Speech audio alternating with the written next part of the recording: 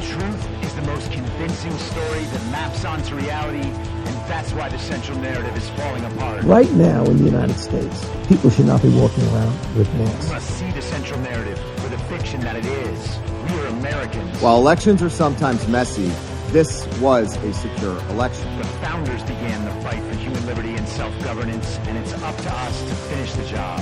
I'll tell you what, we are in a truth emergency right now. This is the end game.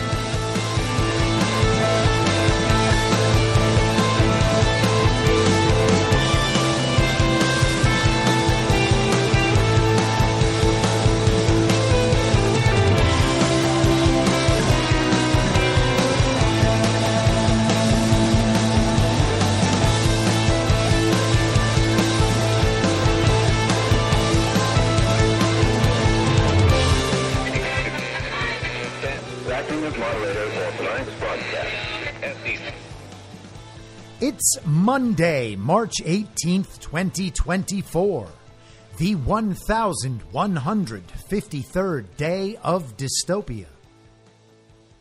I'm your moderator, Chris Paul. Let's be reasonable. A warm welcome and hello to all of you listening to the podcast on the day of its release. The only way to do that is by becoming a paid subscriber at I'mYourModerator.substack.com.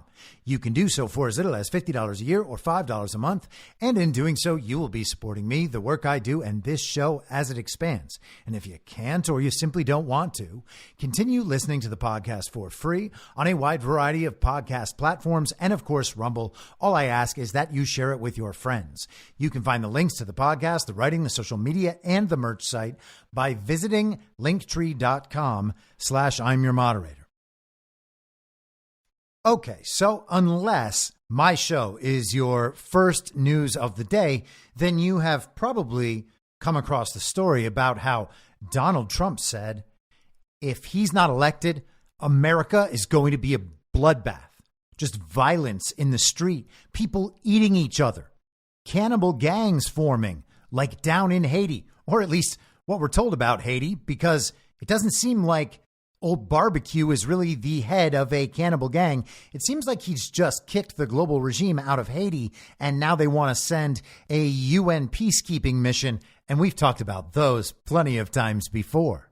But you should have heard Trump on Saturday. Boy, he said if he's not elected, his supporters are going to form roving gangs and traverse the country with machetes on the back of four-wheelers. It's going to be like Mad Max, but like a more kind of rural, uneducated version. Am I right? Am I right? You know, Trump supporters, they're so stupid and violent. They're all going to go out and buy AR-15s at Walmart and put bump stocks on them. And then they're all going to come to our homes just because they don't believe the television when it says that Joe Biden got 100 million real lawful American votes. It's going to be a bloodbath. And that's what the fake news went with. It is so stupid that you immediately have to think, oh, this is fake, and the media is just obviously under full control. I mean, this has to be an operation about exposing how bad the media is, even to the people who have continued listening to them for the last few years. They can't just go around making themselves look like fools again and again and again, going out into the world, talking about how Donald Trump is promising a bloodbath, having people believe them and go along with them and celebrate them. Oh, you are committed to peace in our streets, and we appreciate you, Sally. No one was willing to stand up to those mean Trump supporters. But you with your pink hair and Hello Kitty tattoos, well, you sure showed them on the internet. Thank you for speaking out. So the Joe Biden, Kamala Harris campaign, in quotes, administration, also in quotes, has relatively new social media accounts on Twitter and on Truth Social.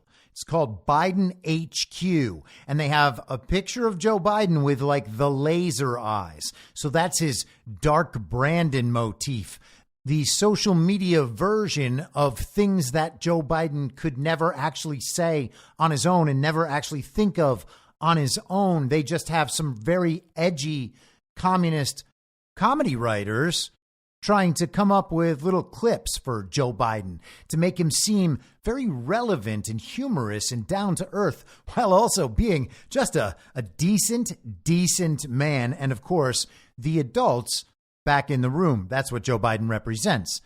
But nonetheless, they have these laser-eyed social media accounts. These are the ones that are really going to take it to Donald Trump and the Trump supporters. Biden HQ. Oh, this is the headquarters where all the big decisions are made. It's coming directly from Barack Obama's basement. This is what they tweeted after Donald Trump's speech on Saturday. They wrote, "Trump, if I don't get elected, it's going to be a bloodbath. It's going to be a bloodbath for the country." And they attached this audio.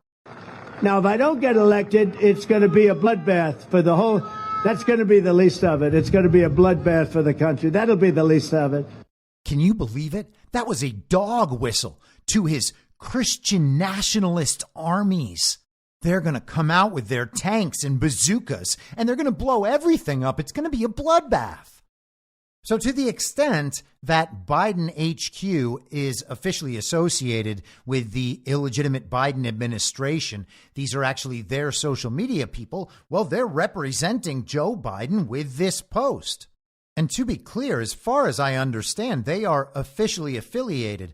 Their Twitter page has 317.7 thousand followers.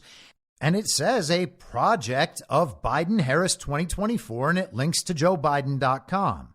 But with that tweet, the bloodbath hoax began. I mean, you actually have to be insane to believe that Donald Trump supporters are going to go out and be committing violence in the streets after this election, and that Donald Trump is threatening that. It requires you to know zero Trump supporters.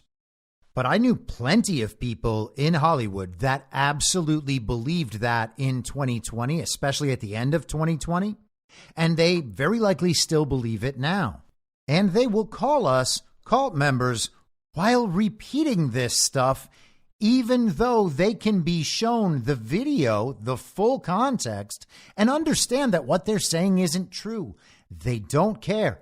Here's the full context, as I'm sure you've heard, but we just need to put this on the permanent record. You know, Mexico has taken over a period of 30 years, 34% of the automobile manufacturing business in our country. Think of it, went to Mexico. China now is building a couple of massive plants where they're going to build the cars in Mexico and they think that they're going to sell those cars into the United States with no tax at the border. Let me tell you something to China. If you're listening, President Xi, and you and I are friends, but he understands the way I deal, those big monster car manufacturing plants that you're building in Mexico right now, and you think you're going to get that, you're going to not hire Americans, and you're going to sell the cars to us. Now, we're going to put a 100% tariff on every single car that comes across the line, and you're not going to be able to sell those cars. If I get elected, now, if I don't get elected, it's going to be a bloodbath for the whole. That's going to be the least of it. It's going to be a bloodbath for the country. That'll be the least of it. But they're not going to sell those cars. They're building massive factories. A friend of mine, all he does is build car manufacturing plants. He's the biggest in the world. Now, that clip requires no further explanation. I don't need to tell you what that means. You heard what it means. The only way to understand it, the way Bloodbath Media understands it, is by doing it intentionally, lying to yourself and to everyone else. He's talking about auto manufacturing. He's talking about China building plants in Mexico. And then he goes into a story about a friend of his who builds auto manufacturing plants. And Trump said, "Take me to your best plant in America." And he said, well, our best plants aren't in America. That was the story Trump was telling. He's talking about how the evil twin faction in America, the Uniparty, has sold the country out for decade after decade after decade. Now, it doesn't take a genius to figure that out, and it doesn't take a Trump supporter to defend Trump in that situation. I can imagine that even some of the dumbest commies I used to know in Hollywood would hear that and be like, okay, fine. Well, he didn't say anything bad right here, but he still says bad things about blah, blah, blah. And that is what they do when they've been proven wrong about something. They immediately divert to something else. You're not going to get them to change their idea about Trump. They will just say, okay, well, fine. He doesn't do everything bad all the time, but his overall presence is bad all the time, and that's enough. The Bloodbath story isn't even something that they would be comfortable saying at a dinner party, because they have to just play the odds and assume that at least someone else at the table knows that story's not true and might say something just so that the speaker will not continue to embarrass herself. Like, hey, Sally, you're among friends here and we all agree with you, but you heard the whole quote, right? He's not actually talking about violence in the streets. Someone might actually speak up, and then that poor little child brain is going to be embarrassed. It's that bad of a story. It is the sort of thing where they will say to one another in very enclosed spaces, just as a means of checking one another's obedience. They'll agree that the Bloodbath hoax feels true, even though they know it isn't true. It feels true because it expresses something true, and it's that Trump and his supporters are very violent. And if you asked them to support that notion, they would tell you about the January 6th very violent insurrection and all of the other violent things that Donald Trump has said. And if you asked them about each and every one of those things that Donald Trump has said, then they would also admit that those were individually fake. But you got to see, the thing is, as a collection of statements, they become real. None of them are real, but all of them feel real. And all of them feel real in the same way. And if you point out that one of them is not real, well, they've still got the fact that the other 5 of them still feel real, and you haven't challenged those yet. Now, if you challenge all of the other 5, then it'll turn out that none of them are real, but the whole thing still feels real because it has that solid base of just an enormous number of claims. There's no way they could all be false, and if it turns out that they are all false, well, still, the collection of them feels true. And it matches what everyone agrees we saw on January 6th, 2021, even though that stuff's not true either. At least everyone agrees we saw it. Now, the hang-up seems to be over the word bloodbath. It's like these people are vampires or something, and they're just getting mad that a bloodbath would waste so much otherwise good and drinkable blood. But that can't be it. That's just the stuff of fantasy. But no matter what, you have to admit that bloodbath is a violent-sounding word, even if you are talking about auto manufacturing or like basically anything else besides actual violence. Here are some examples, and you might recognize some of the voices as being people who are constantly on MSNBC and CNN. Donald Trump himself posted this on Truth Social today, saying the fake news made a big deal out of the word bloodbath, knowing that it was about our shrinking auto manufacturing business and the fact that they use the same name all the time. They are so bad. But as Politico.com reports tonight on the, quote, bloodbath at the RNC, headlines calling it a, quote, bloodbath. Be a bloodbath. Not only is it going to be a bloodbath, but after they leave New Hampshire, it's a bloodbath on her home turf. That's really tough. Trump has left a lot of corpses in his wake. I mean, we can count the bodies as part of the, quote, MAGA drive to take over Maricopa County. And the headline refers to it as an impending bloodbath. Columnist Charles Blow has a new piece for the New York Times entitled A Biden Bloodbath. 2018 midterms, you can bet that they 100% are fearing a slaughter. In fact, the word bloodbath and massacre come up frequently. The Republican Party will be destroyed. It's going to be a bloodbath. There's going to be a bloodbath one way or the other. Bloodbath for Bernie Sanders. It's been a bloodbath. They're shaping up to be a bloodbath. Head off a bloodbath in next year's crucial midterm. Off-year elections are often a bloodbath. This week's bloodbath for Democrats, a bloodbath at the ballot box. There could be a Republican bloodbath. They'll talk about a bloodbath. It's a bloodbath. I have to talk about you. And it's going to be a bloodbath all day long. Is in for a bloodbath. Hasn't been a bloodbath on the way down. Donald Trump bloodbath. Be a bloodbath. Predicted to be a bloodbath. May not be the bloodbath. It would be a bloodbath. More of a bloodbath. It's going to be a bloodbath in November. Possible Biden bloodbath. I think you get the picture. That actually went on for another 40 seconds, just clip after clip after clip. They use it that often. So they can't be worried about the word itself. Unless you are completely detached from reality, you can't be worried about actual violence. So what are they doing? Well, they're trying to scare the shit out of anybody who continues to watch them, and they are trying to precede a narrative for the future. Are they doing that because they expect violence, because they plan to initiate violence through their BLM Antifa domestic terrorists, through some of the illegal aliens they've let into the country? Will they use state violence against the people, hoping for a violent response? All of those, I guess, are possibilities. I hope it's not going to go that route. I don't think it will go that route, but those are possibilities. So they could be seeding for a narrative along those lines, wanting people to understand that, oh, it's the Trump supporters who are violent. But it could also be about something else, too. When they are trying to claim that Trump and his supporters are violent and saying violent things, they are generally pushing for the idea that there is violent speech in the world and that something must be done about it. It's so dangerous that all threats are real, even if they're not. It feels true that that's true, even though it's not true. And once you understand that words like this really do produce an imminent threat of violence, well, then you can begin to legislate away the platforms and censor the words. This is why the regime pushes ideas like hate speech and why they say that speech can equal violence and that speech produces violence. And therefore, this is the sort of speech that must be regulated and must be censored on the public's behalf for the cause of public safety. I've talked often about the book Our Secret Constitution by George P. Fletcher, Columbia University law professor, avowed leftist and globalist. He argues in the book that the Reconstruction Amendments took the original Constitution and reversed it. We went from a republic to a democracy. We took the focus from the sovereign individual to the nation as a whole, and we went from prioritizing liberty to prioritizing equality from the top.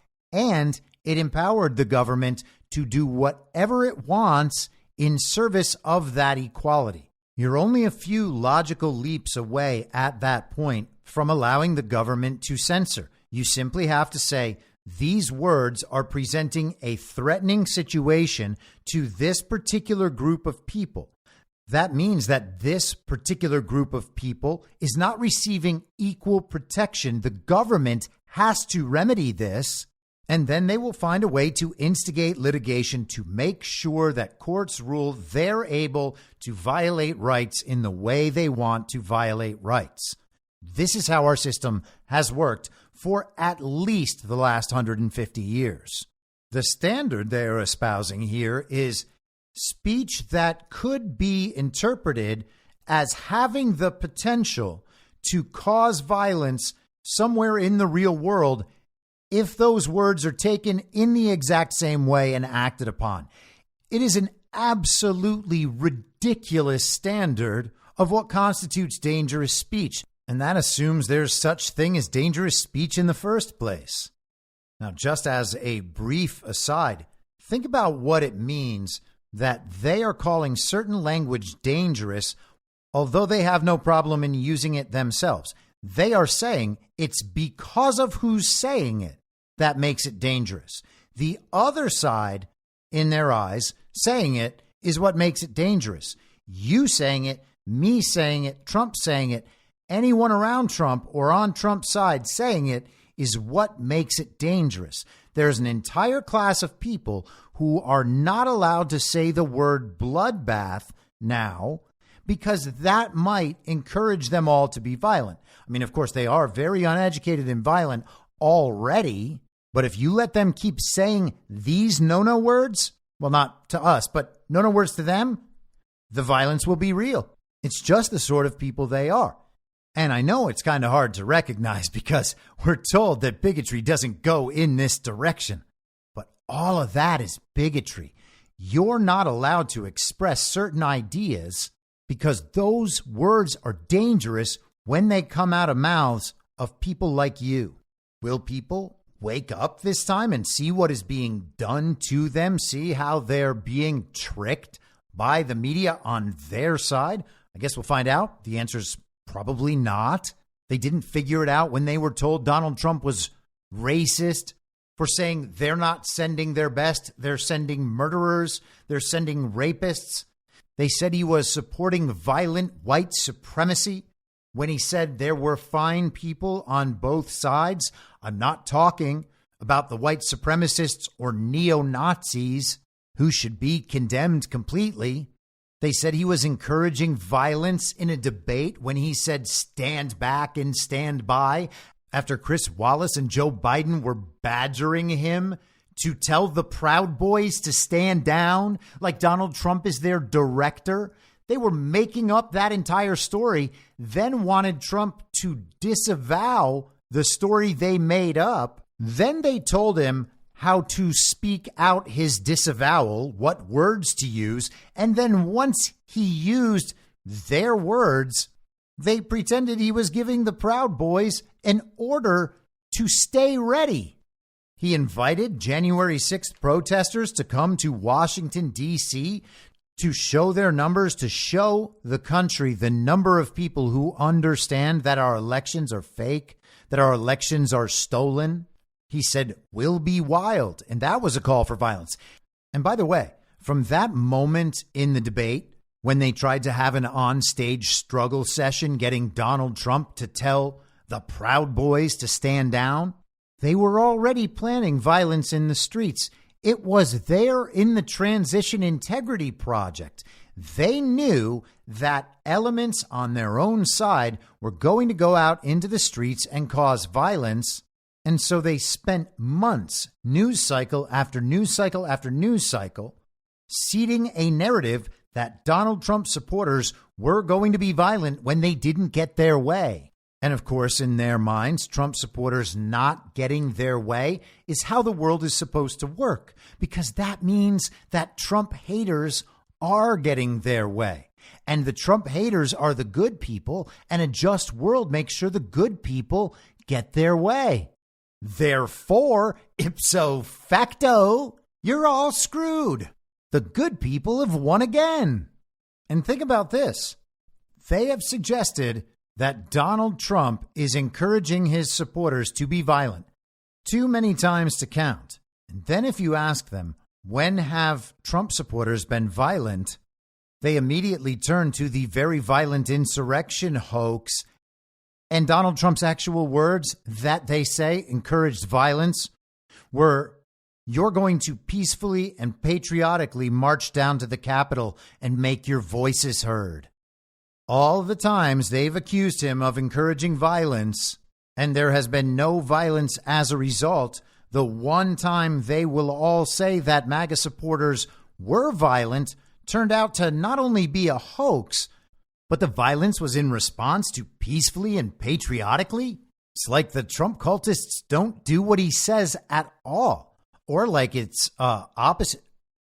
It's opposite day.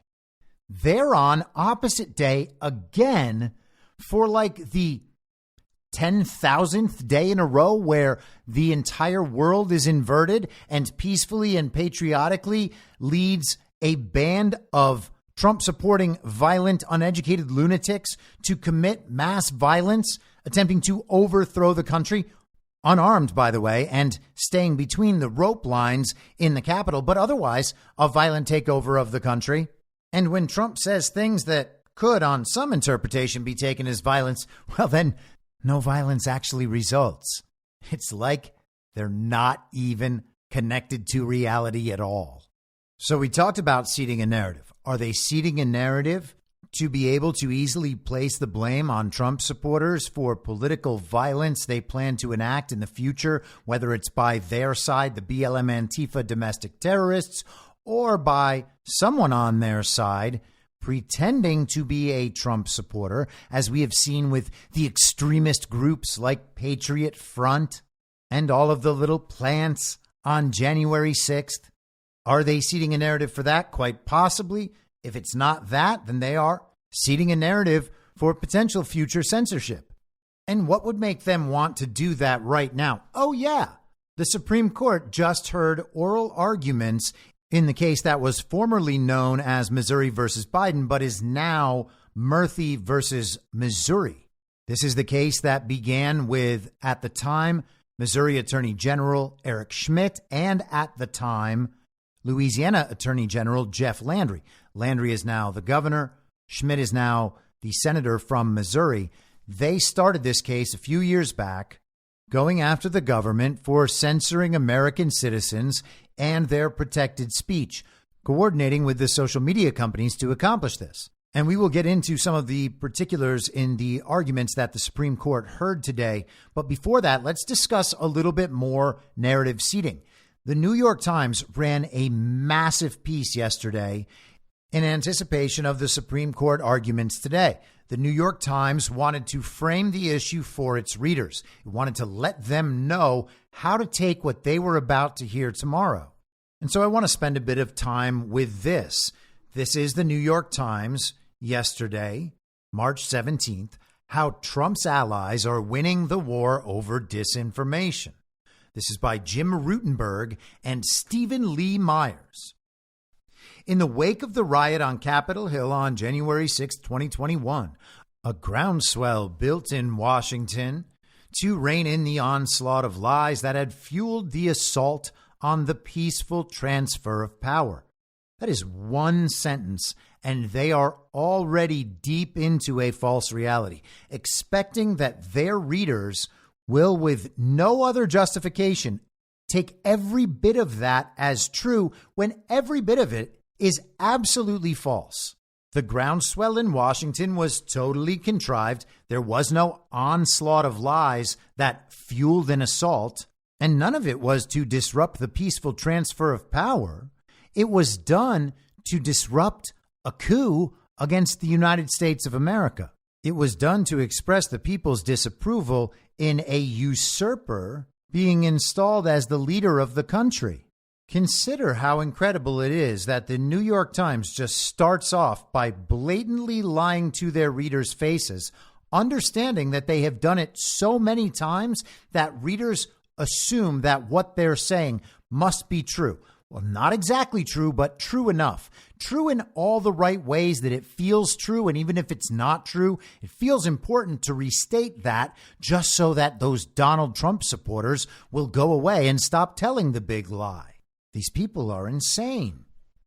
Social media companies suspended Donald J. Trump, then the president, and many of his allies from the platforms they had used to spread misinformation about his defeat and whip up the attempt to overturn it.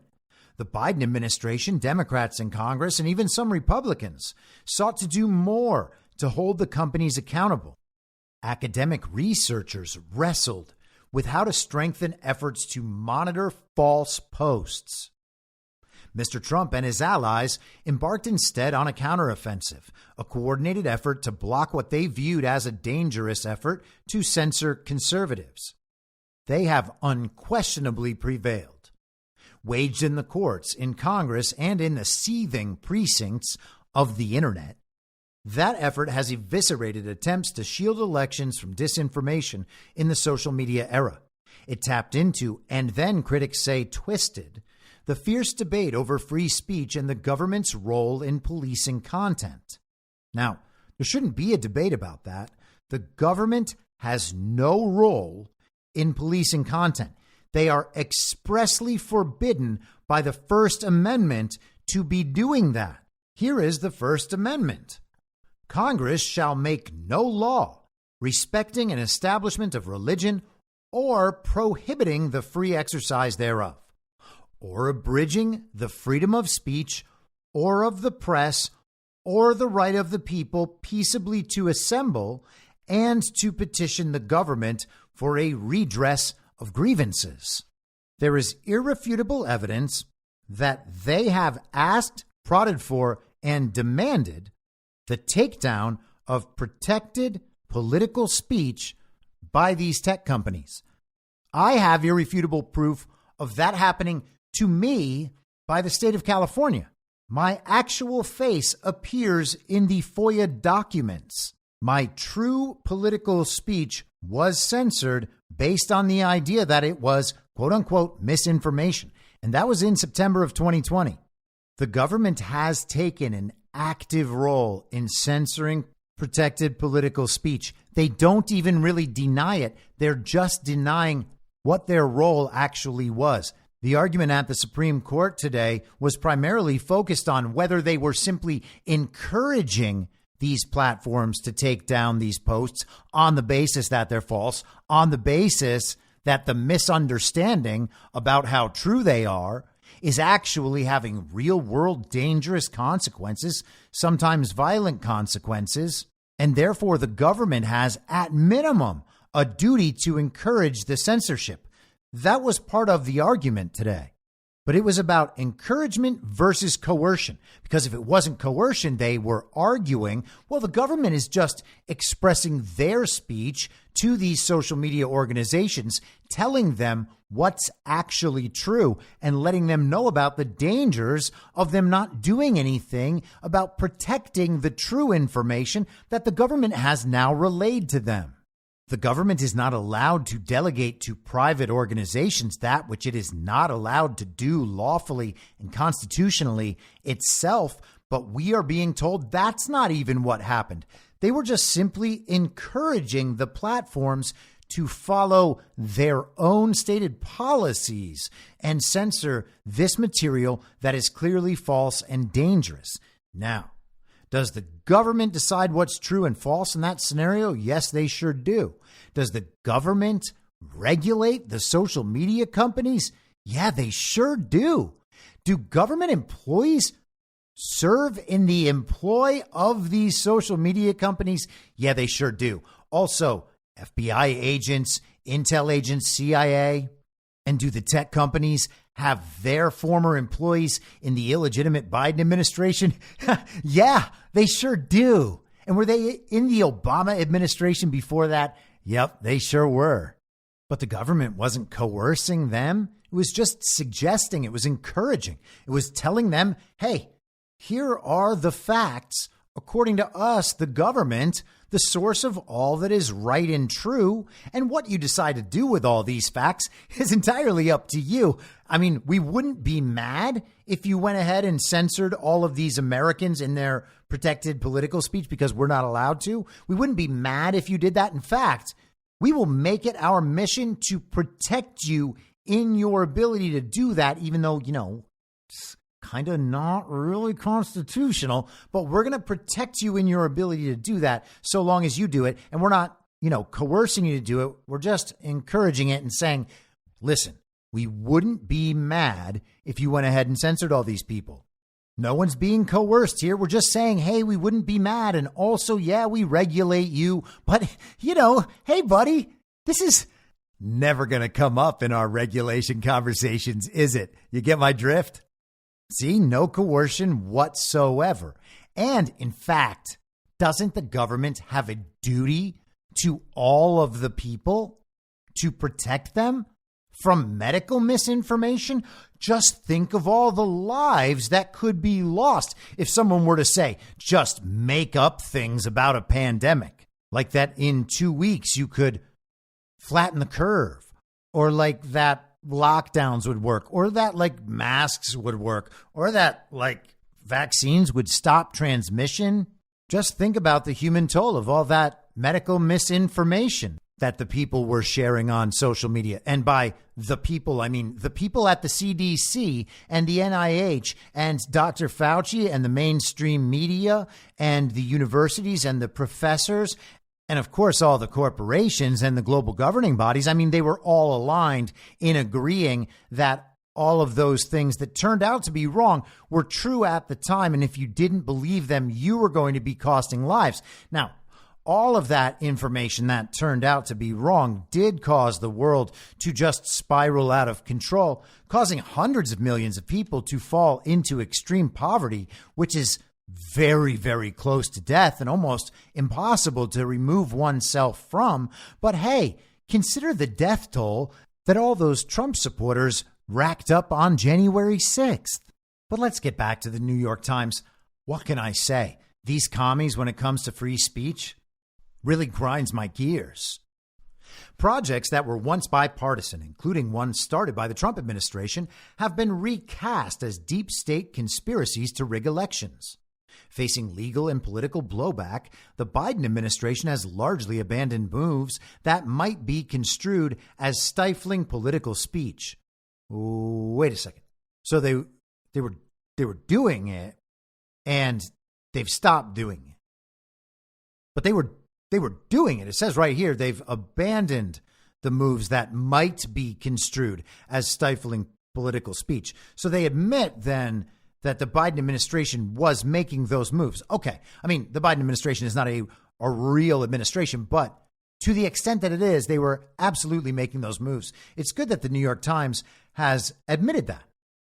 While little noticed by most Americans, the effort has helped cut a path for Mr. Trump's attempt to recapture the presidency.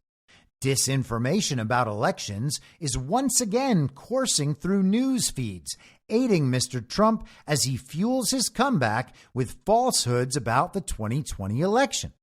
So the censorship effort by the illegitimate Biden administration that they have stopped has reopened the spigots on political speech that is considered disinformation by the illegitimate Biden administration and by these writers at the New York Times.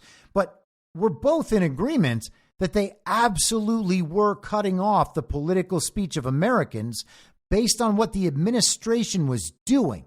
This New York Times writer is writing that. It's in his words. I'm not even reshaping his words or reframing them. Here we go.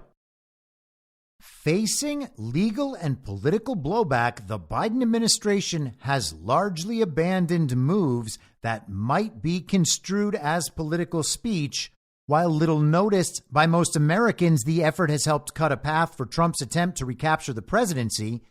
And right here again, disinformation about elections is once again coursing through news feeds, aiding Mr. Trump as he fuels his comeback with falsehoods about the 2020 election.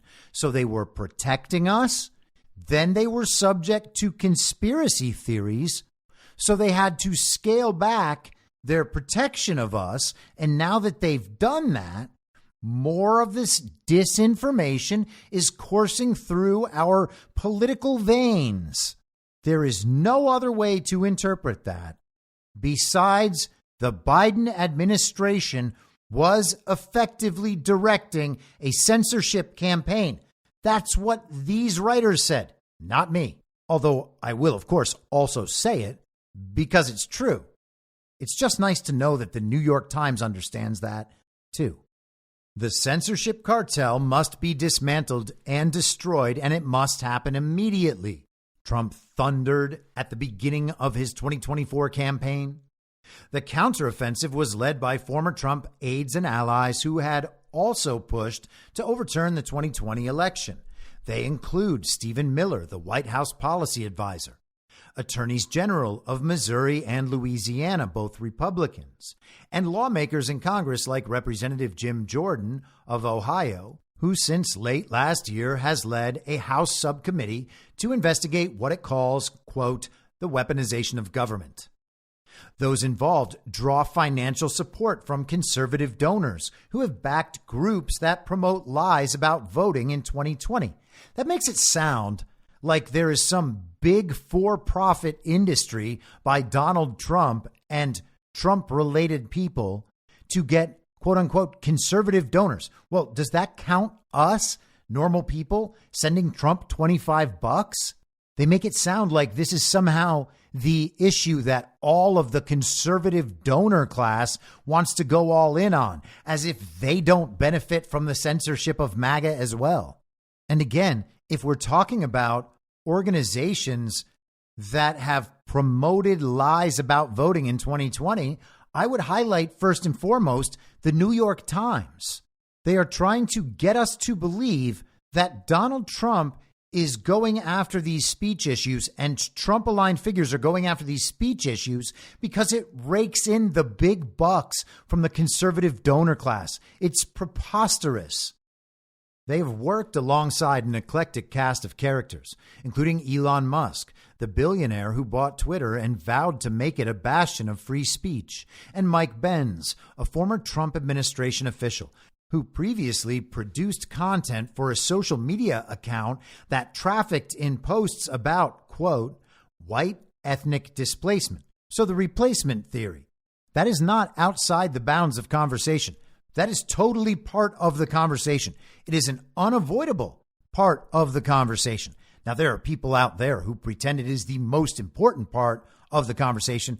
That's not true, but it is unavoidable. It is absolutely true that the global regime is pursuing that strategy. And that's an entire separate conversation.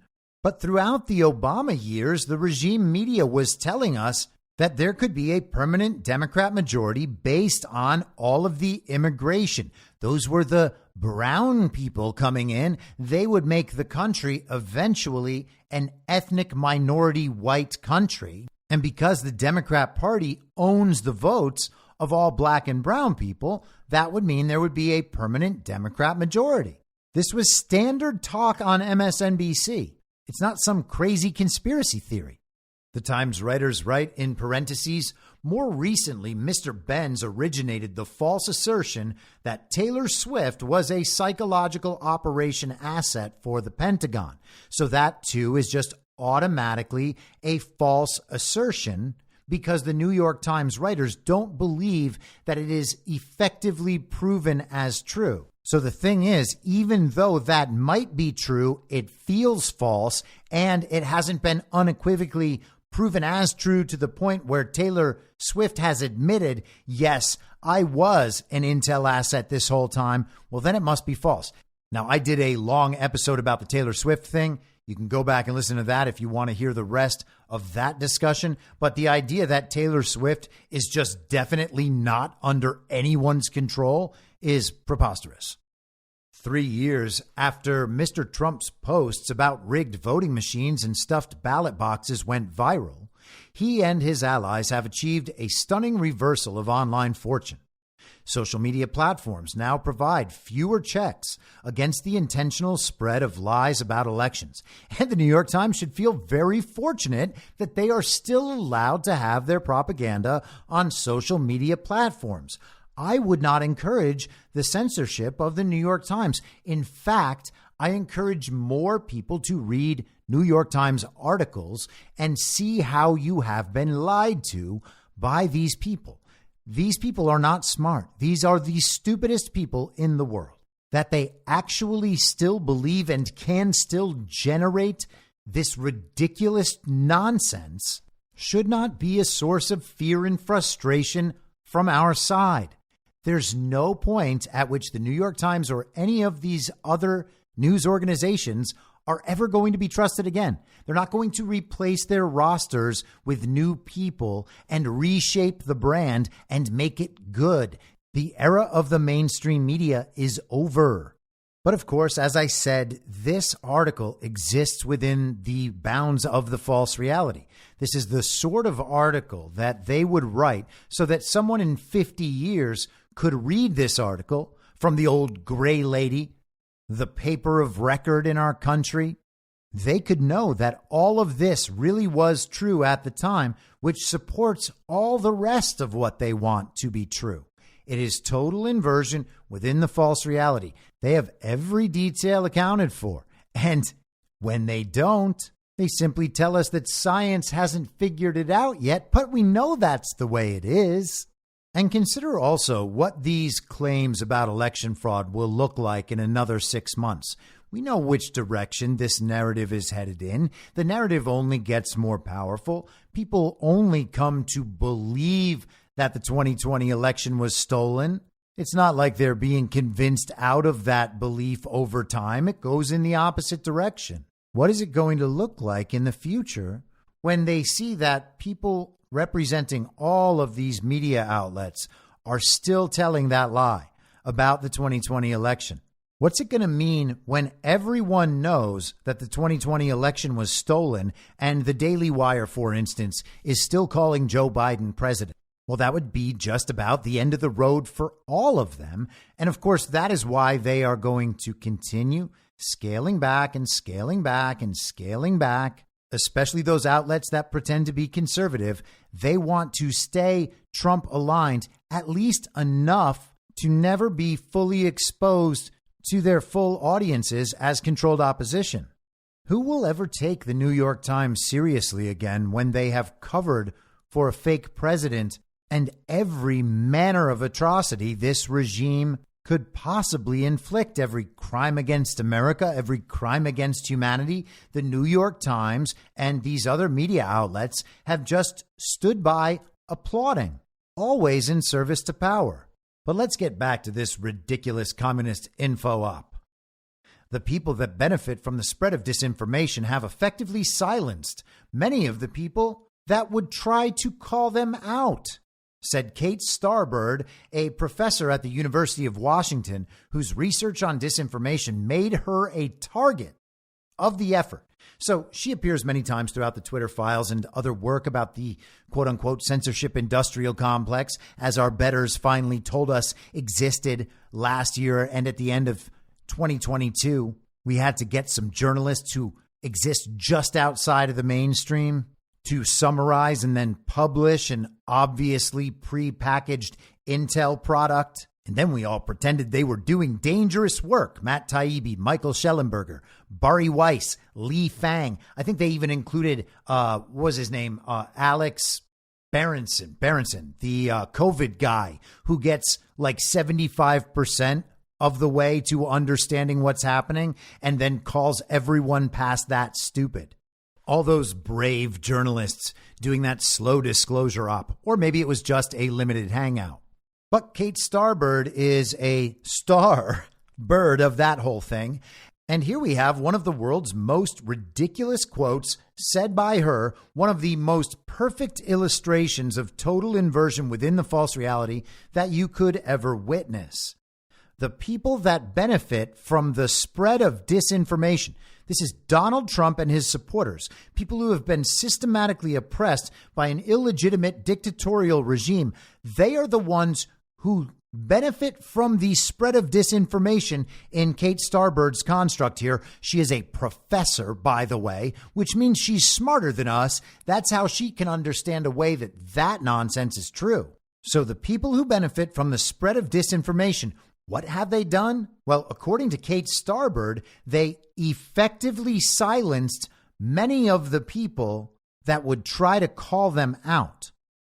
She is saying that the people who are actually censored have silenced the government that was going to, quote unquote, call them out. And by that, they mean call them liars, slander them publicly, and then deny them their participation in the public square and their constitutionally protected political speech.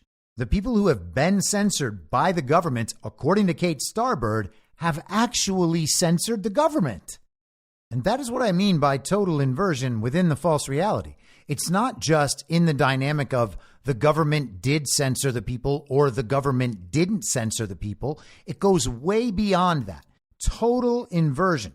The fact the government censored the people. What Kate Starbird just said, the people censored the government. Back to the paper of record. It took aim at a patchwork of systems started in Mr. Trump's administration that were intended to protect U.S. democracy from foreign interference. As those systems evolved to address domestic sources of misinformation, federal officials and private researchers began urging social media companies to do more to enforce their policies against harmful content. So you see, they weren't asking for censorship. The platforms already had it so that they censored some stuff. And the government was just encouraging them to enforce those same policies when it comes to the set of information that we, the government, care about. That work has led to some of the most important First Amendment cases of the internet age, including one to be argued on Monday at the Supreme Court. So that is the New York Times, these writers, their consciousness of the arguments at the Supreme Court that happened this morning. This article is clearly and admittedly now a preview of those arguments. This is what they want their readership to know. That lawsuit filed by the attorneys general of Missouri and Louisiana, accusing federal officials of colluding with or coercing the platforms to censor content critical of the government. The court's decision, expected by June, could curtail the government's latitude in monitoring content online. So the concern is that the Supreme Court is going to limit the government's ability to censor speech they deem to be false or dangerous. And again, you'll notice that they're not arguing that the illegitimate administration doesn't do this. They're arguing that the illegitimate administration needs to do this for everyone's benefit, and the environment is being made more dangerous. The Supreme Court could actually put everybody in danger unless they allow the government to keep censoring the protected political speech of Americans in violation of the First Amendment. And of course, all natural rights that have ever existed. Back to the Times. The arguments strike at the heart of an unsettled question in modern American political life. In a world of unlimited online communications, in which anyone can reach huge numbers of people with unverified and false information, where is the line between protecting democracy and trampling on the right to free speech? Here's the answer. There is no line. Free speech must be protected all the time. And if you think that that speech is trampling on democracy, the thing is, you can speak in response. And if more people agree with the person you're responding to, well, then you lose. That's democracy, isn't it? Also, again, I may have the ability conceptually to reach a huge number of people online. But that doesn't mean that I do reach a huge number of people online. In fact, I don't reach a huge number of people online. And one of the reasons for that, you'll never guess it. Oh, it's because I'm heavily censored and still quite shadow banned. And I was throughout my time on Twitter. I would occasionally get some traction within a certain limited community, but there was never any crossover. There are no commies out there on Twitter seeing my posts. Twitter knows they don't want to see my posts. And Twitter knows it's better if no one sees my posts. That's what they decided in 2020 when they banned me from the platform for years. Elon Musk was supposed to make Twitter a free speech site at the end of 2022. Here we are in early 2024, and it hasn't happened. Aside from being able to access Twitter at all, my account wasn't really in any better shape than it was in 2020 when I was censored by the government. So the situation already is the way they are advocating for it to be. They have already limited people's reach. And that is also the slogan of the formerly Twitter, CEO, Linda Yaccarino. Freedom of speech, not freedom of reach.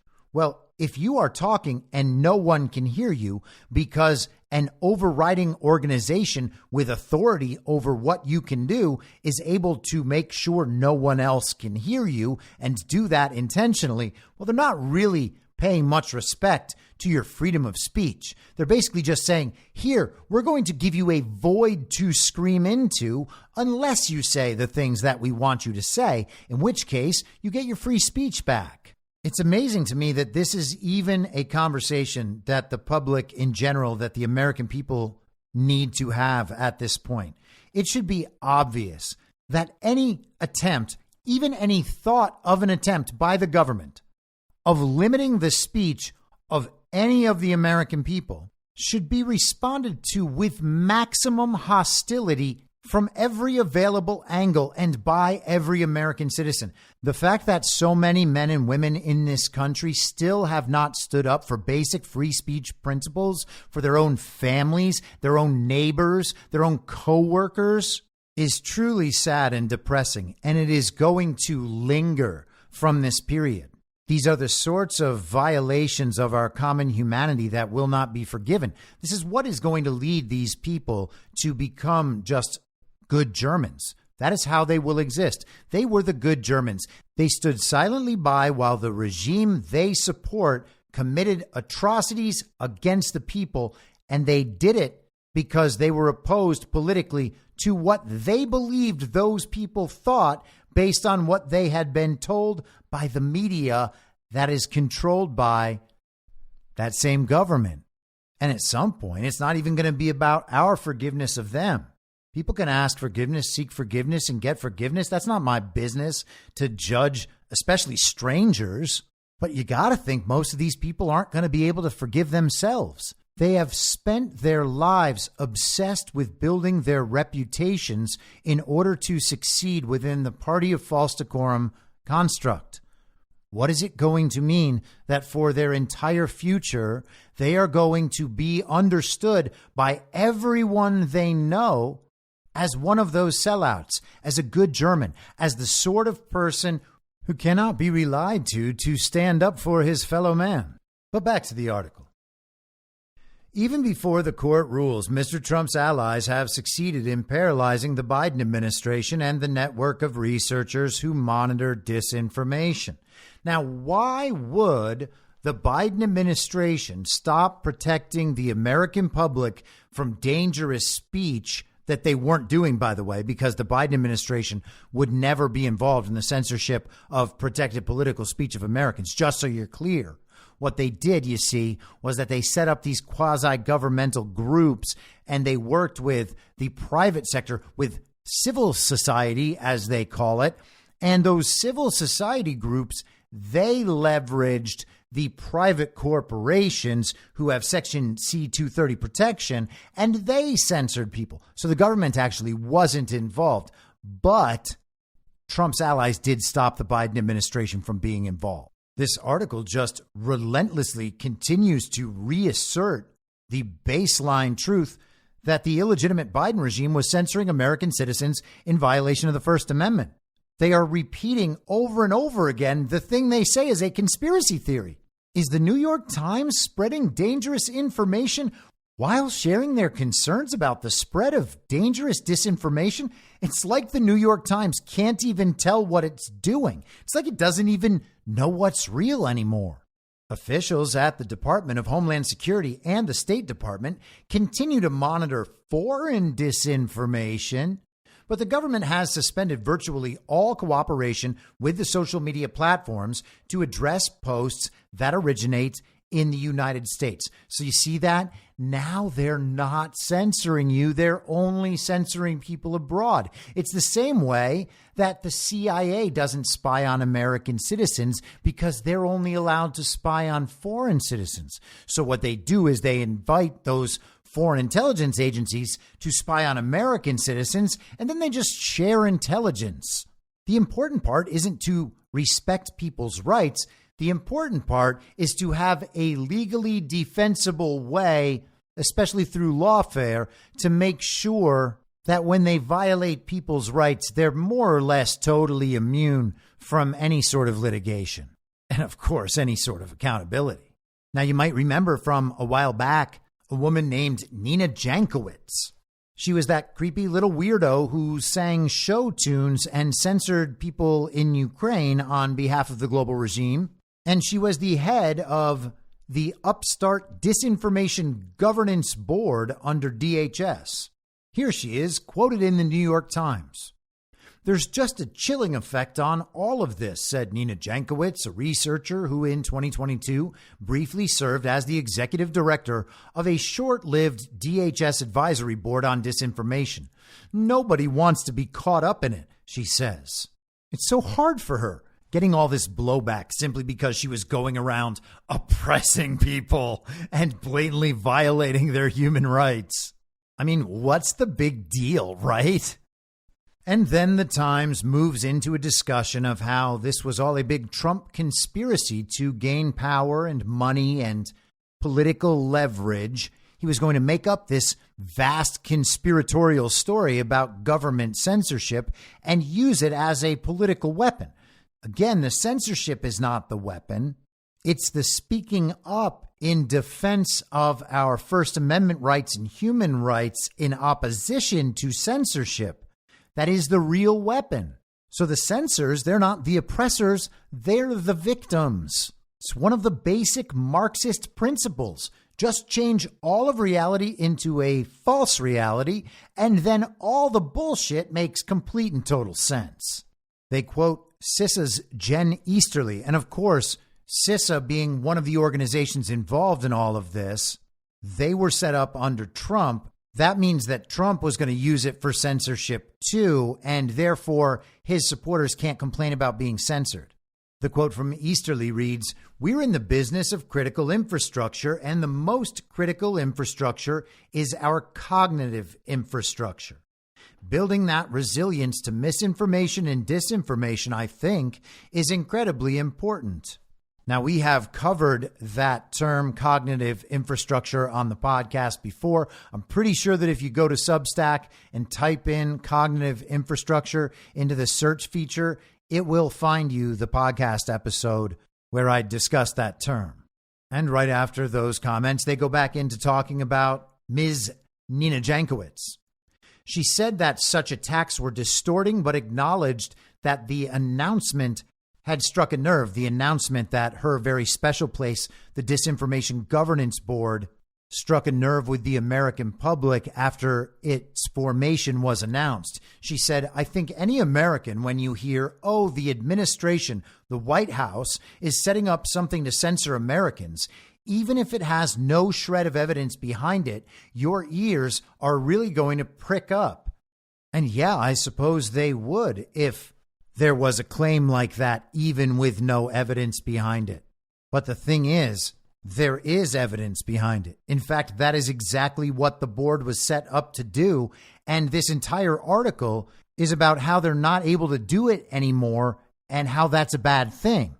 They introduce the Supreme Court case and make sure that they can frame it for everyone. They say the lawsuit was considered a long shot by experts who noted that government officials were not issuing orders, but urging the platforms to enforce their own policies. The decision to act was left to the companies, and more often than not, they did nothing, which means that the government, based on just the sheer numbers, wasn't actually coercing censorship because the platforms didn't always respond. So coercion is right out. The government definitely did not coerce the social media companies to comply with their request to censor. The social media companies simply did it on their own, maybe occasionally with some mild encouragement, but they did it on their own because it's the right thing to do and because it's their policy. The government basically had nothing to do with it at all, according to the New York Times framing. Here's some more. Documents subpoenaed for the case showed extensive interactions between government officials and the platforms.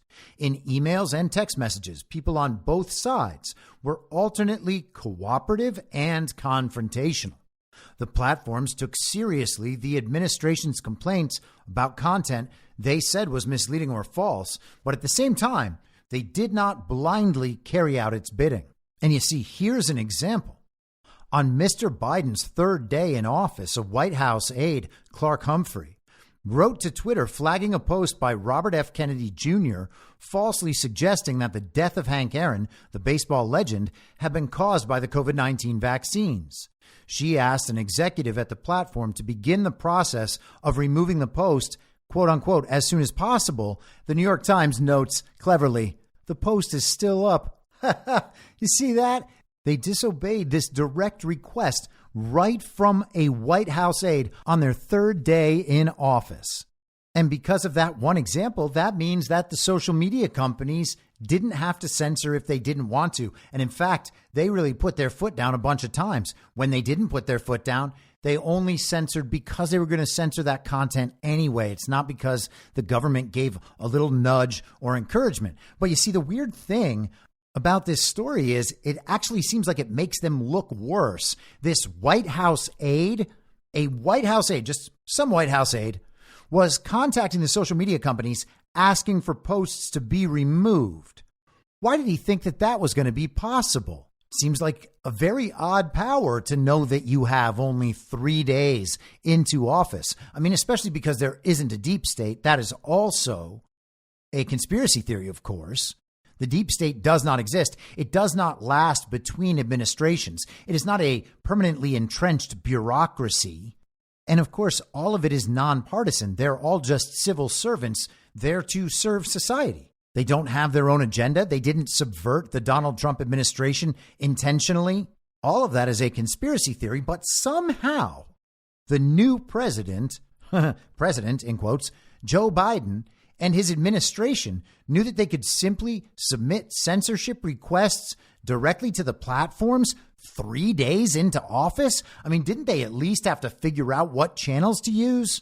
It's almost like they were directing this censorship policy before they even got into office, or at least someone was on their behalf, maybe even someone in that deep state. I wonder if any of these quasi-governmental organizations were somehow involved in censorship before the beginning of the Biden administration.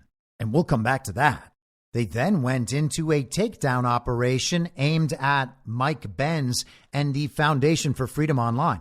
Now, I've talked about Mike Benz on this podcast many times over the last couple of years. And of course, he's a household name now because he was just interviewed by Tucker Carlson a few weeks back. They write, decisions about whether to act remained with the platforms, which in nearly 2 out of every 3 cases did nothing. In Mr. Benz is telling, however, the government was using the partnership to get around the First Amendment, like outsourcing warfare to the private military contractor Blackwater. Oh, burned. Eric Prince coming at you. Mr. Benz's foundation for a time advertised itself as a project of Empower Oversight, a Republican group created by former Senate aides to support whistleblower investigations. Sounds dangerous. Mr. Benz had previously lived a dual life. By day, he was a corporate lawyer in New York. In his off hours, he toiled online under a social media avatar, Frame Game Radio, which railed against, quote, the complete war on free speech, end quote, as it produced racist and anti-Semitic posts. In videos and posts, Frame Game identified himself as a one-time member of the Western chauvinist group, the Proud Boys, who need to stand back and stand by, and as a Jew. Yet he blamed Jewish groups when he and others were suspended by social media companies. Warning about a looming demographic, white genocide, Frame Game vented. Anything pro-white is called racist. Anything white positive is racist. Now, all of that is true. They're also mad at him for being a Jew while also pointing out that Jewish groups have been promoting censorship. That is just unequivocally true. The Anti-Defamation League claims to be pro-Jewish. They are simply pro-Zionist. They are also the world's leading promoter of censorship. And you can say that as a Jew because it's true, which is also the reason you can say it as a non-Jew. Anybody is allowed to say true things. Isn't it great? But here's the real special part. Anybody's allowed to say not true things too. And that's how it's gotta be. You see, it's our responsibility to figure out who to trust and how to discern what's true and what's not, and then make our own appropriate decisions accordingly, rather than trusting some authoritative source about what's true and then judging everyone else based on how they correspond to what the authoritative source commands. Kind of sounds like a godless false religion, doesn't it? And wait a second, that's exactly what scientific materialism is. So we start off by setting up the victim class and framing the issue. Sure, the government censored a little bit in important times when it had to in order to protect the public. And in response for protecting the public, they got yelled at. The backlash, harsh. So harsh that it actually silenced the censors. It made it so that they could no longer protect the public, and now the public is in danger again. And you see, it all goes back to that stolen election and to January 6th, because January 6th violence is the justification for any of the censorship at all. They have to avoid that sort of danger because they don't have the COVID thing. They used to be able to censor just based on COVID. They would say, well, if people believe the wrong thing about the very deadly pandemic, more people are going to die from the very deadly pandemic. That doesn't happen to actually kill anybody, but the story makes people believe it does, and that's all we need. So the censors are the victims. Donald Trump, very disappointed he lost.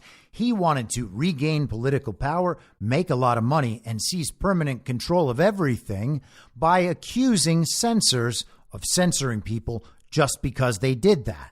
And then there were a bunch of records released proving that they did that. So there were lawsuits.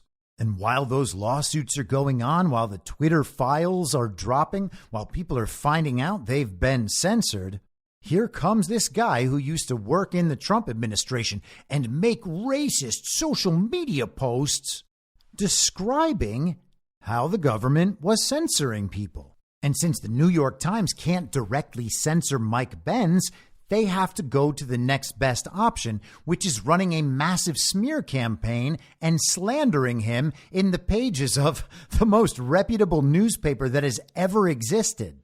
You see, Mike Benz is a racist now who used to be associated with the Proud Boys, and he's anti-Semitic even though he's Jewish. What could be worse? Well, they'll tell you what could be worse. It's that guy meeting the Twitter files people online. Now the whole thing is coming together. This is Trump's grand conspiracy about tricking the nation into believing that they've been censored just because they have been censored, and literally everybody admits it. And do you know who else is involved? Well, that big bad Elon Musk, because where do you think all of this happened? It happened on X, formerly Twitter. Now we have those limited hangout artists, or potentially just slow disclosure, ancillary mainstream media personalities. Matt Taibbi, Michael Schellenberger, Barry Weiss, Lee Fang, Alex Berenson. That whole force is coming together with the Mike Benz force and the Elon Musk force and the Donald Trump force and this lawsuit force. This whole big conspiracy is forming. My God, they're everywhere. This is what the New York Times writes about Taibbi. The author of that dispatch, Matt Taibbi, concluded that Twitter had limited the coverage amid general warnings from the FBI that Russia could leak hacked materials to try and influence the 2020 election. Though he was critical of previous leadership at Twitter, he reported that he saw no evidence of direct government involvement. Taibbi addressed this in his own Substack today, writing, "Nice try. Though I didn't find direct evidence of government involvement in censorship programs in the first Twitter Files piece, we did discover it on a grand scale almost immediately after. Subsequent Twitter Files reports reflected this, including," and he cites 3 different stories just offhand. He goes on. Schellenberger, Barry Weiss, Lee Fang, and other Twitter Files reporters discovered the key elements of the Twitter Files reports from the industry calls held between the FBI and internet platforms like Twitter, to the role of Stanford's Election Integrity Partnership, to the role of the State Department's Global Engagement Center in sponsoring anti-disinformation work in the first 2 weeks of research. Our central thesis about state-sponsored censorship was online months before we met Benz. By mid-December 2022, I knew we were looking at a sweeping federal content control program and repeated the idea many times. Now, why would the New York Times just lie so blatantly about that? What has happened to the journalistic standards of the old gray lady? So as the New York Times tells it, Mike Benz, Matt Taibbi, Michael Schellenberger, the rest of them have now joined with Elon Musk and Donald Trump and these state attorneys general to bring this censorship action, all of it a product of conspiracy theories that all these dumbasses believed. And so they set up this massive conspiracy. Again, the victims here are the censors. They are the victims of this vast right-wing conspiracy to claim that the illegitimate president was also censoring the free speech of American citizens just because they were saying, hey, there's no way that guy received 81 million real lawful American votes. And next they bring it into Congress, where that mean old Jim Jordan is really upsetting the balance of things. He's beginning to actually look into this from a congressional level. Now, the Congress, of course, is illegitimate, so none of this matters. But at least they're getting some of the investigative work done. Hopefully that will stand up to scrutiny if we ever get the opportunity to have a legitimate Congress again. The Times then frets that mean old Jim Jordan allowed members of this vast conspiracy to come into Congress and tell their stories with the cameras rolling. But let's skip down near the end. The subheadline here, a chilling effect. By the summer of 2023, the legal and political effort was having an impact. The organizations involved in the Election Integrity Partnership faced an avalanche of requests and, if they balked, subpoenas for any emails, text messages, or other information involving the government or social media companies dating to 2015. Complying consumed time and money. The threat of legal action dried up funding from donors, which had included philanthropies, corporations, and the government, and struck fear in researchers worried about facing legal action and political threats online for the work. Now, I don't know what political threats are. Does that mean we're going to remove you from politics through voting? Or we're going to bring court cases and prove that what you're doing is unconstitutional and invalidate your job? Are those political threats? Because here's the thing, that's protected political speech too. Consider what it means that they were receiving requests for information and communications from all the way back in 2015.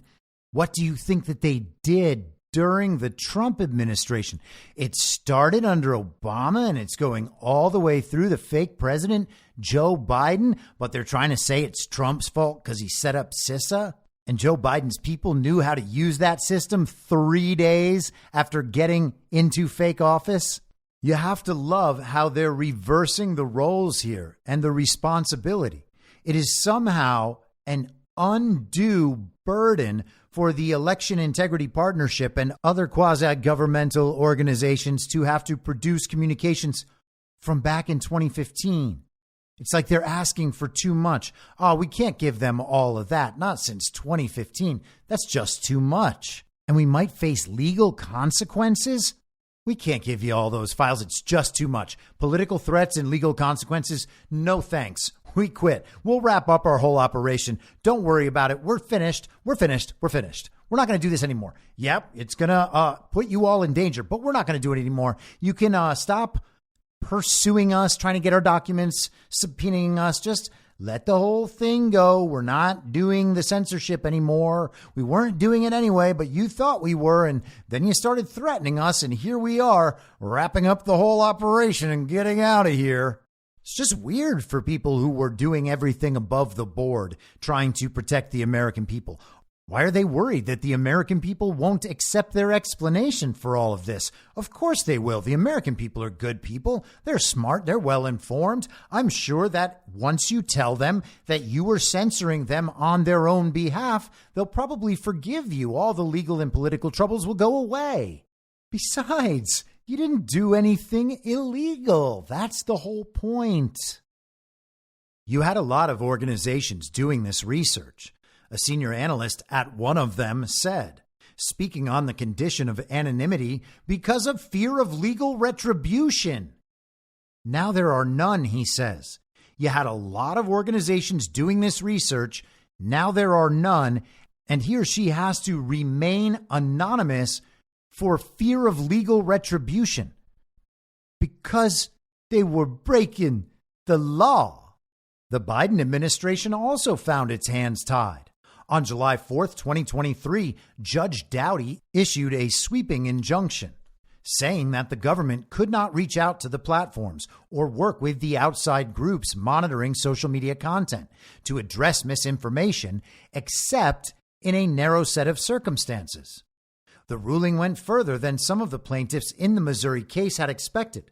Judge Doughty even repeated an incorrect statistic first promoted by Mr. Benz.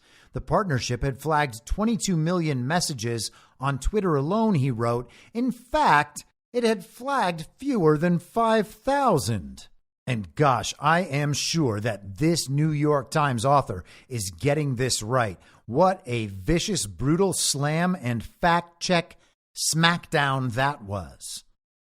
The Biden administration appealed, while the judge said the administration could still take steps to stop foreign election interference or posts that mislead about voting requirements. It was unclear how it could without communicating, quote, with social media companies on initiatives to prevent grave harm to the American people and our democratic processes, the government asserted in its appeal.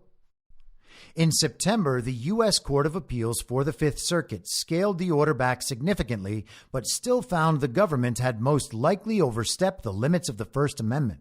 That sent the case to the Supreme Court, where justices recently expressed deep reservations about government intrusions in social media. Ahead of the court's decision, agencies across the government have virtually stopped communicating with social media companies, fearing the legal and political fallout as the presidential election approaches, according to several government officials who described the retreat on the condition of anonymity. In a statement, Kate Conley, a senior advisor at the Cybersecurity and Infrastructure Security Agency, that's CISA, said the department was still strengthening partnerships to fight, quote, risks posed by foreign actors, end quote. She did not address online threats at home. The platforms have also backed off. Facebook and YouTube announced that they would reverse their restrictions on content, claiming that the 2020 election was stolen. What's that in preparation for? The torrent of disinformation that the previous efforts had slowed, though not stopped, has resumed with even greater force. Hailing the end of, quote, that halcyon period of the censorship industry, end quote, Mr. Benz has found new celebrity sitting for interviews with Tucker Carlson and Russell Brand. His conspiracy theories, like the ones about the Pentagon's use of Taylor Swift, have aired on Fox News and become talking points for many Republicans. The biggest winner, arguably, has been Mr. Trump, who casts himself as victim and avenger of a vast plot to muzzle his movement. Mr. Biden is building the most sophisticated censorship and information control apparatus in the world, Mr. Trump said in a campaign email last week, to crush free speech in America. And that last part is absolutely true. The biggest winner, they say, has been Mr. Trump, who casts himself as a victim and avenger of a vast plot to muzzle his movement. Well, he is a victim. He was censored. So were all the people in his movement. So that absolutely makes them the victim class in this story. There is no other victim class. The people in the censorship industrial complex, as Schellenberger calls it, are not the victims. No matter how many jobs have been lost, no matter how much their access to information that allows them to do their jobs has been lost, none of them are victims. Those people work in service of actual oppressors. This isn't Marxist bullshit. They blatantly violated the First Amendment of the Constitution to the extent that we play under a set of rules at all. That is clearly the primary one that they are not supposed to violate. Now, if we don't play under a set of rules at all, I guess we can adapt to that situation and figure out what must be done. But I don't think that's the best option for anybody. So if we are going to live in a society of rules, well, then the people in government have to follow those rules too. And to the extent that Trump and his movement are going to win the day, well, I guess that does kind of make Trump the avenger if he is the driving force. He's not casting himself that way. He is that way. But let's back up just a little bit, and then we can move on from this article. Just want to go over this one more time. Ahead of the court's decision, agencies across the government have virtually stopped communicating with social media companies, fearing the legal and political fallout as the presidential election approaches, according to several government officials. Then they go on 2 sentences later and say the platforms have also backed off. Why would the platforms have backed off if it was the platforms doing all of their own censorship in the first place? Why would the platforms be backing off of censorship that they were doing to live up to their own terms of service and protect their users, which is what they've always said? They have their Section 230 immunity, don't they? Why would they back off if they were doing the right thing of their own accord? All of it was absolutely legal, and they were just operating as a private business that has the right to censor whoever they want and whatever they want on their platform because they are not a publisher according to their Section 230C, quote unquote, rights. They backed off because of subpoena requests. It was just too much of a pain in the butt to protect their own customers and to protect our democracy. They just happened to back off of that when the government did because it was worried about a Supreme Court decision, and it was worried about the fact that everybody found out they were being censored by the government. The platforms just did that all of their own accord, just as they were in their censorship before. Got it. That makes sense, New York Times. Got it. The government wasn't involved, not coercing, but when they backed off, the platforms also did. Totally. Makes sense. So the thrust of this article is that the people doing the censorship are the real victims. The government that was trying to save us is no longer able to save us. All of that, the product of a vast right-wing Trump conspiracy involving various attorneys general, Elon Musk, a series of liberal mainstream reporters who pretend to be centrist independent reporters, a guy from the Trump administration named Mike Benz, and then MAGA Republicans in Congress. The censorship, to the extent that it happened, was for all the right reasons. It was nobody's fault. No one can or should be held accountable for it. But the most important takeaway is that it's not happening anymore. To the extent that it was happening, which wasn't a big deal and all for the right reasons, it wasn't that much of it. Don't worry about it. But however much that was happening, it's not happening anymore. Right now, we live in a full environment of free speech. All of these sites, they've scaled back their censorship. They're censoring less than ever, which is the same as not censoring at all. They even allow people to say that the elections were stolen just because they were. So the thing is that no matter what you hear in the oral arguments before the Supreme Court, you've got to know that the government side of all this is the right side to be on. Not only is it the smart opinion, but it's the moral opinion, because the government was trying to stop the worst people in society, MAGA, Republican extremists. They're like weeds. You just got to pull them out at the roots, make sure that they can't say anything at all, so that nothing they can say could ever infect the ears of anyone else who might hear it. That is the case that was made today in the Supreme Court. And to be honest, it sounded like the judges were trying to protect the government as well. And if that turns out to be the case, then we are really probably at the end of the line when it comes to the illegitimacy with our alleged system of checks and balances among the three branches of this supposed federal government. The checks and balances on power seemed more like a collective defense, every branch defending the other ones, all concerned about mutually assured destruction if this goes the wrong way.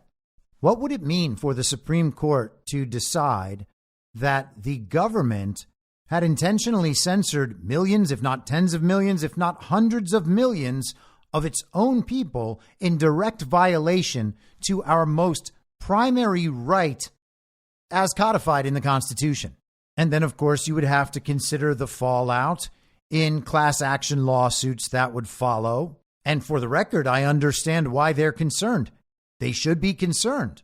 The government shouldn't have censored the American people. But it did, and the people know it, and you got to pay the piper.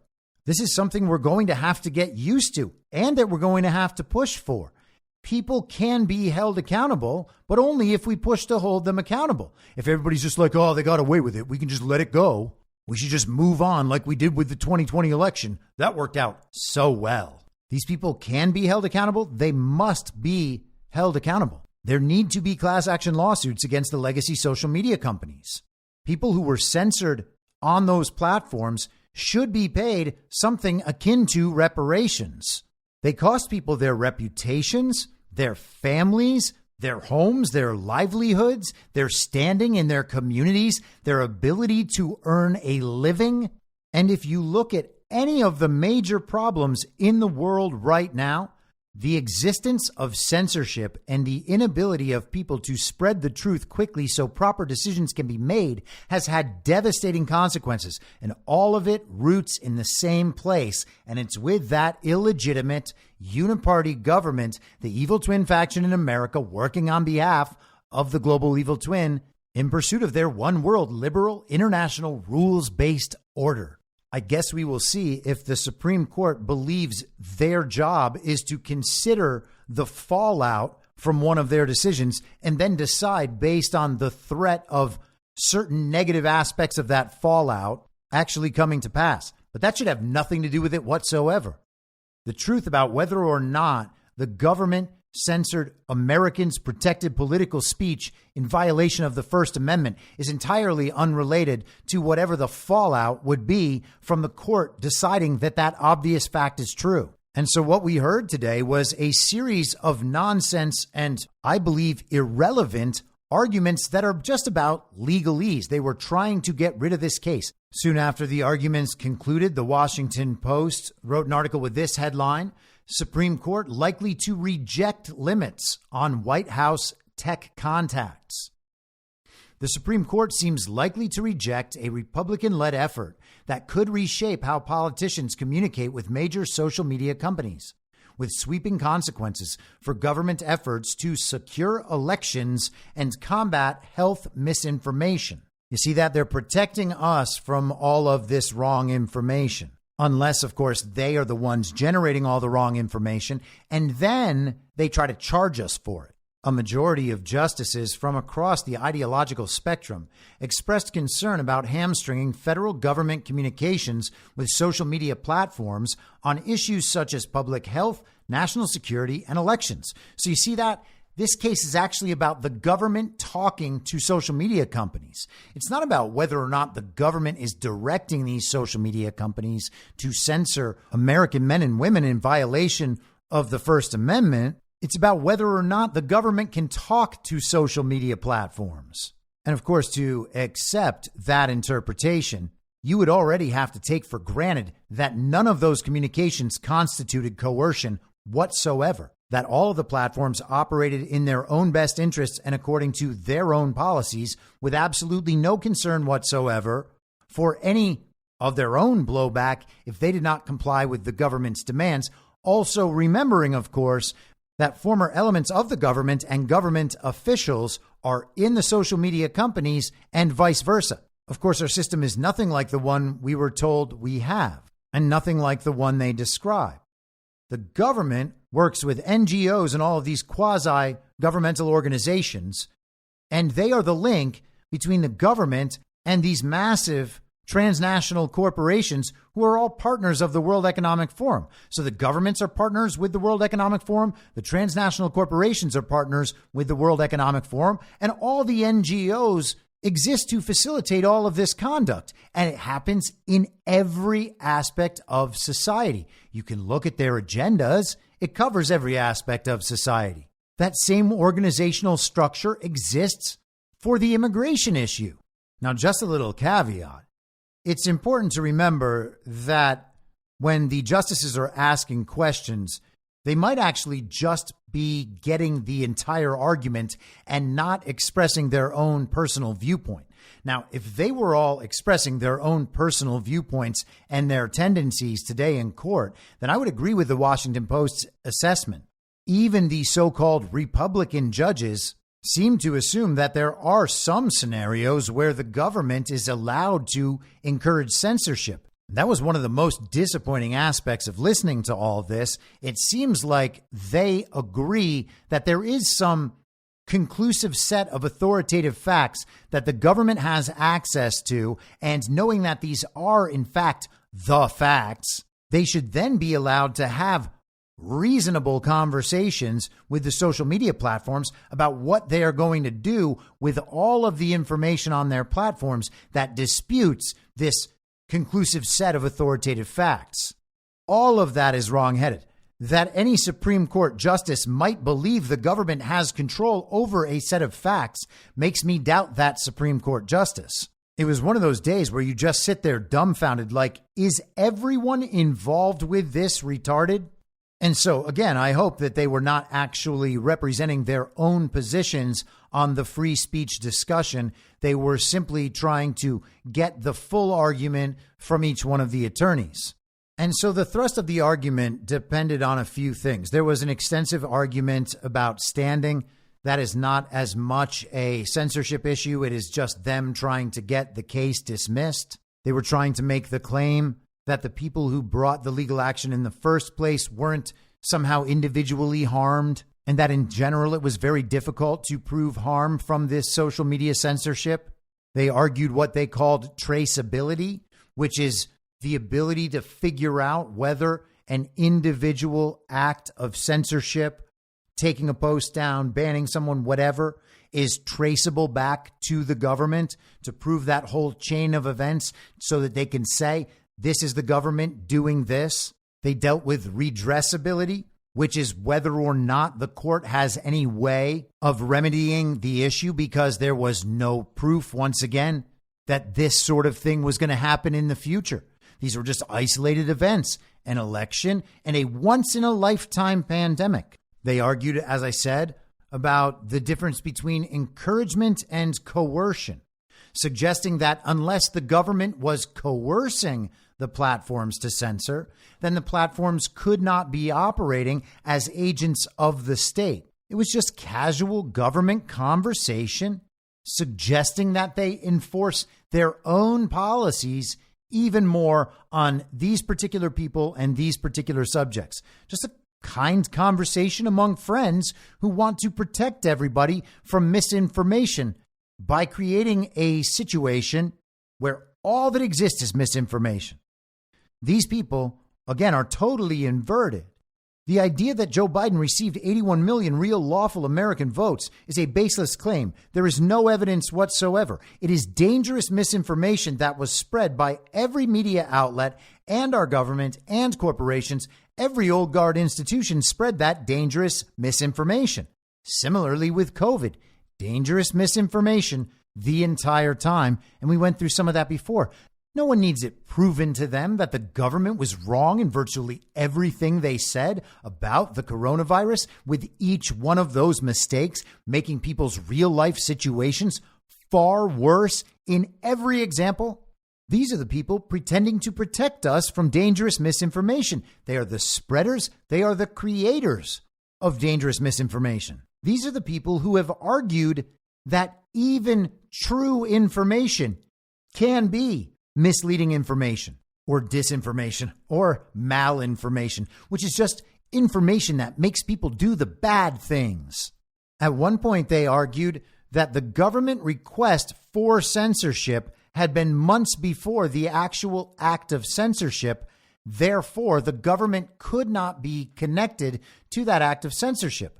Except we just had an example of that before when discussing the warnings from the government to the media about the potential for a Russian disinformation operation to disrupt the election. They made that warning in early 2020 and then used it in October 2020 to silence the Hunter Biden laptop story. So there was a delay of months and months between when that censorship warning came out and when the actual censorship happened, but it was directed by government nonetheless. And so the arguments were generally unfortunate, and we will wait for the outcome. As I said, it's entirely possible that the so-called conservative justices were just asking questions to get the answers from each attorney. They want to get the full argument so that they can make their judgment specifically on a very clear understanding of the argument. So you can give them the benefit of the doubt in that situation. We will see how they ultimately decide within a couple months' time. And I really don't know what's going to happen on that. I do know that at the end of the day, this case is not the final story when it comes to the censorship apparatus in this country. As with the stolen 2020 election, I don't expect our solution to come from the Supreme Court. I would love to be proven wrong, by the way. I would love to think that we have a legitimate institution left in this country, but I'm not certain that we do. And I'm also not certain that part of this whole story that we're watching play out has to involve the breakdown of every one of these institutions so that we know how deeply corrupted they can be all the way to the core. If the people have to stand up and say, we do not consent to being governed by this illegitimate government, then maybe this is what it takes. I hope it doesn't have to get to that point. But I guess if that's where we're going, count me in. We're certainly not going to stop. This is the sort of injustice that cannot be allowed to stand in a society that expects to survive. Illegitimate Biden-appointed Justice Ketanji Brown Jackson openly complained that the First Amendment limits governments in the most important times. She was suggesting that the government, because it has, from her perspective, a compelling interest in public information at important times, is justified in doing all of this because it was a stolen election and because it was, as she called it, a once-in-a-lifetime pandemic. But that doesn't get you there at all. That doesn't justify the government violating the First Amendment on a massive scale. And that would be true even if the information that the government provided was true. The fact that it's not true made it all that much worse. And it really did seem today like it was in everyone's interest, everyone involved, to protect the government from this case. I hope that is not true. It will be very sad if it is. And so if the Supreme Court somehow sides with the government, then what we end up getting out of all this is the argument that the government did censor us and it was good.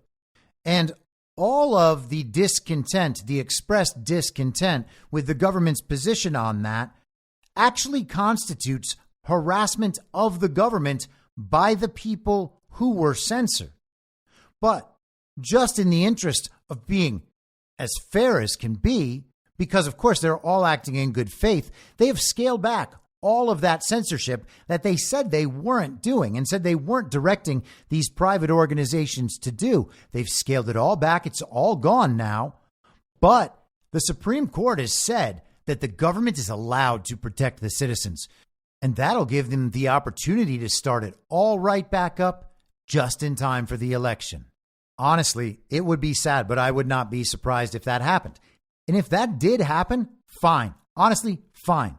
We've already worked through these censorship issues before. We know how to operate on other platforms. We know how to communicate on other platforms. We know how to find each other on other platforms. It doesn't matter how many platforms they censor. They're not going to censor them all. And if they did, it still wouldn't work. But people absolutely should pay attention, because if the court says that the government is allowed to do what it did throughout the last few years, they're going to start it right back up, which will immediately make all of those legacy social media apps totally worthless as sources for information. And people will need to be ready to leave them. Leave your Instagram, leave your Facebook, maybe your X, formerly Twitter.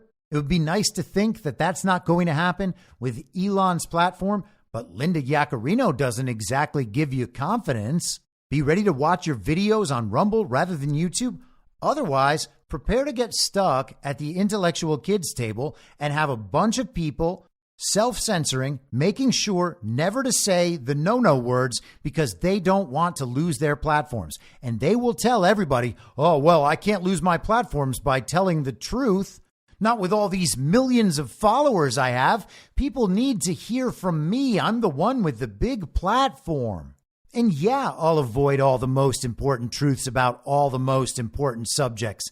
But I have to, because otherwise I wouldn't be able to say all the irrelevant bullshit that Tim Pools and Ben Shapiro's and Joe Rogans of the world say all the time. Hey, sorry, is it a white hat op? Or are they going to do the same thing they did in 2020 again? I'll be back very soon, either tomorrow or Wednesday, at the same reasonable time on the same reasonable podcast network. I don't have a network. Masks and lockdowns don't work. They lied to you about a pandemic, and Joe Biden will never be president. In my mind, that's the end game. If you're listening to this episode for free, you can support me and support the show and the work I do by signing up for a paid subscription at imyourmoderator.substack.com. You can do so for as low as $50 a year or $5 a month. Comes out to under $0.25 per episode, and you'll blast right through the paywall for all of the writing. The merch store is www.cancelcouture.com, and you can find everything else by heading to Linktree. linktree.com/I'm your moderator. And I'll see you soon out on the range.